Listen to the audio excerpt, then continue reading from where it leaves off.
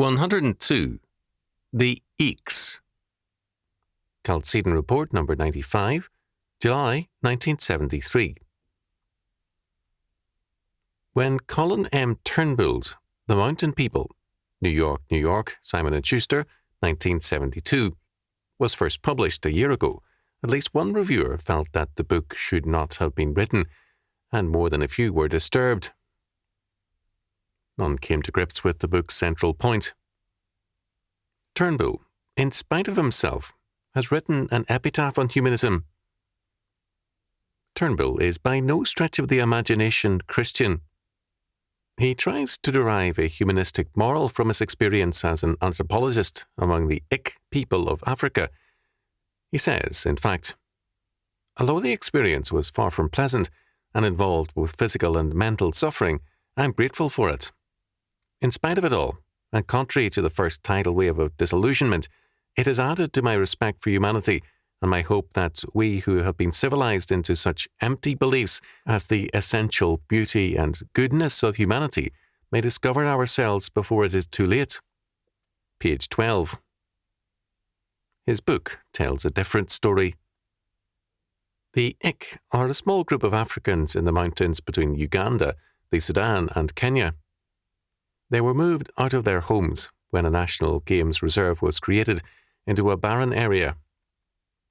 In this new area, they now live without their old faith and tradition. They are a, quote, modern, end quote, people that is rootless, without any ties to the past or the future. They are truly, quote, existential, end quote, in their outlook. The results is a world of total isolation, total egoism, and a radical immoralism. The family has ceased to exist. Turnbull, an honest reporter, saw no evidence of family life, no affection, no tears of sorrow, nothing except the rule of the immediate moment, and with relation to one standard value, the good of self. Page 129. The mother, quote, throws her child out at 3 years old, end quote. The child must then provide for itself or die. This means eating what the baboons leave, berries, bark, grubs, insects and the like. Pages 133 following. Turnbull speaks of the almost universal practice of adultery. Page 181. Marriage is losing all appeal. Since either marriage or fornication requires some kind of gift to the girl, young men have come to believe it is cheaper and simpler to masturbate. Page 258. The girls sell themselves to outsiders.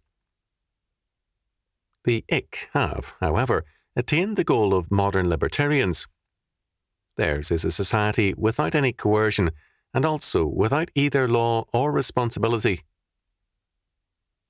Turnbull, as a liberal and an anthropologist, approves of this, stating, the Ik, however, have learned to do without coercion, either spiritual or physical.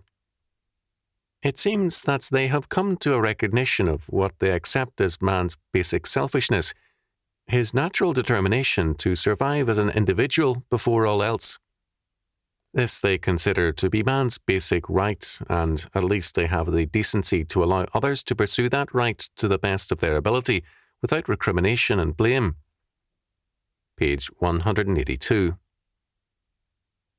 Turnbull is not quite accurate, however.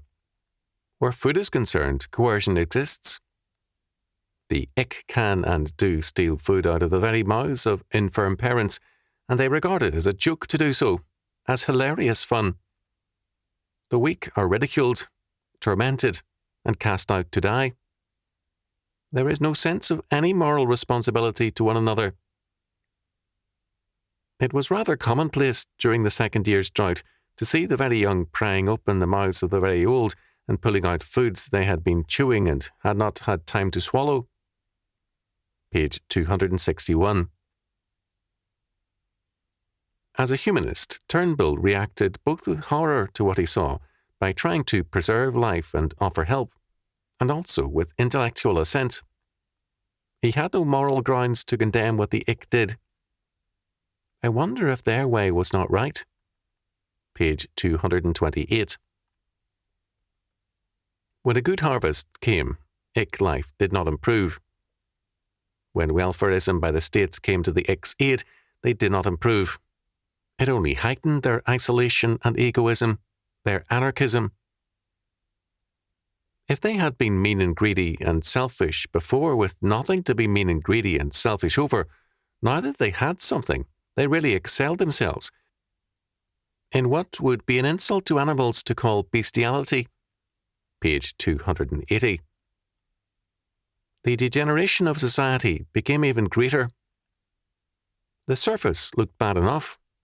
The hunger could be seen and the trickery perceived, and the political games were well enough known, but one had to live among the ick and see them day in and day out, and watch them defecating on each other's doorsteps, and taking food out of each other's mouths, and vomiting so as to finish what belonged to the starving, to begin to know what had happened to them.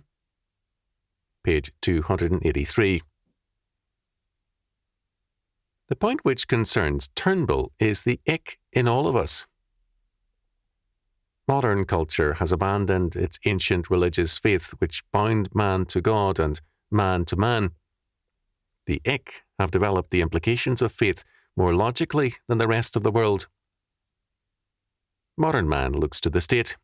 The ick looks only to himself for answers. The ick have become parasites through welfarism. Apart from that, they were still radically contemptuous of all standards in law other than the will of the individual. The moral values we have historically prized turn out to be, Turnbull sees, not a part of human nature at all, nor is man the social animal scholars have deemed him to be. The ick have abandoned morality and religion, and they have renounced society as well, for survival, quote, values, end quote, alone. For them, it is enough to survive and to have your own way. According to Turnbull, the ick teaches us that our much vaunted human values are not inherent in humanity at all, but are associated only with a particular form of survival called society, and that all, even society itself, are luxuries that can be dispensed with. Page 27. This latter point is of especial importance. The humanist has long held that moral values are inherent in humanity itself, and now humanistic anthropology has itself denied the validity of this faith. Man is not the source of moral law and order. God is. Law and value are inherent in God. They are aspects of his being. God does not do or conform to values. He is himself the sum total of all values, in that they are simply manifestations of his nature. Man is required to conform to God's law. Apart from God, man is lawless and valueless, in that he can only affirm, as do the existentialists, his own being. In such a world without God, as Sartre rightly recognized, man has being. He is, but not essence. That is, man has no pre-established nature, law, or standards. Man must then become his own God in order to establish any values, and this quest, as Sartre concluded in Being and Nothingness, 1959, is a futile one. In the humanistic worldview, the icks are the best existentialists of all, and we are all destined to become icks. The Marquis de Sade saw and welcomed this almost 2 centuries ago. The ick in all of us is a matter of growing concern. In the prologue to The Mugging, New York, New York, Signet Books, 1972, Morton Hunt writes of the rapid growth of crimes of violence against persons. Their growth has changed the nature of American life and life within the cities in much of the world. The result is, as Hunt points out, a very real threat to civilization. For when unpredictable violent attacks upon one's person become an ever-present and uncontrollable danger, the great mass of citizens lose their faith in the integrity and viability of their society. They cease seeing themselves as members of a cooperating community of fellow creatures and no longer come to each other's aid or band together to seek broad solutions to the problem, but look individually for some private modus vivendi, some form of survival through retreat or escape. With this loss of belief and this erosion of the spirit of communality goes society's only chance for survival. Page 8. Hunt's point deserves more attention on all sides. Both liberals and conservatives have persisted in failing to see the issue. Radicals and liberals want to change man by rearranging society. They fail to see that society is a social product, an expression of the faith and character of a people. Experiments in new housing and slum areas have shown that the changed environment is speedily reduced to the level of the people in it. The fallacy of radicals and liberals is to see sin in the environment rather than in man. The non-Christian conservative's answer is similar. He sees the need as law and order. Law and order are profoundly important and necessary, but they cannot supply faith and character. When the number of lawbreakers in a society and the number of disbelievers in the religious foundations of a society reach a level of determinants, then the society will be governed by its unbelief and its lawlessness, not by its past faith. No law and order crusade today can restore what only biblical faith can give. It is suicidal to look for law and order, the fruits of the tree of biblical faith, and to reject the tree itself. Thus, the answers proposed by both the left and the right are no answers at all. They are a part of the problem. The beatniks, the hippies, the dropouts, the careless parents, the faithless churches, the humanistic schools. The people, these are the ick in our midst. In talking today to a young man who works at an open all-night store from midnight to 8 in the morning, I learned that the great majority of customers are teenagers, many just barely teens. Many of these are on narcotics. This is in a good suburban neighbourhood, with a high percentage of engineers and research men in the sciences. The key question is, why do these parents permit their 14-year-old sons to drift around all night?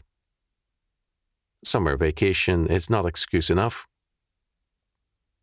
For some of these boys, drifting is better than being home, which is the worst alternative. The radical rot in the parents is the most appalling fact. There are only limited numbers of icks in the mountains of Africa. There are millions throughout the rest of the world. More than a few scholars are fearful that the world will soon belong to the icks. We can be grateful to Turnbull and the icks for spelling out so plainly the collapse of humanism. The death of humanism will be the triumph, however, of the ultimate barbarian, the sophisticated existentialist ick, unless we work for the reconstruction of faith and society.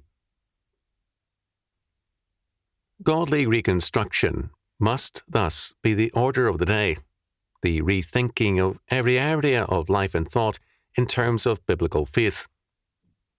This is the function of Chalcedon and the studies we are sponsoring at present. The collapse of values apart from that faith has been inevitable. Only by reconstruction in terms of the foundations of that faith is any ongoing civilization possible. The implicit humanism in all other cultures is carrying them down the road of the icks, pronounced eeks. In terms of godly reconstruction, the future is a most promising one. The progressive failure of laws and controls to solve man's economic, cultural and political crises only underscore the failure of humanism and its age of the state. The times are strongly clouded with threats and storms, and disasters are clearly ahead, worldwide in their scope as never before. These future events also mean the collapse of the statist hope and the humanistic world of values. They offer the promise, if we but use the opportunity and build in terms of our faith, of a more free society and a richer one. This is a time of unequalled opportunity, the greatest age of the frontier man has yet seen. The new frontier is the challenge of a new civilization, one of the most sophisticated and intensive pioneering the world has yet seen. It is a time of times, an exciting time to be alive, a time to build and a time for advance. To be most alive is to be alive when and where it counts most. And this is the day. Get with it.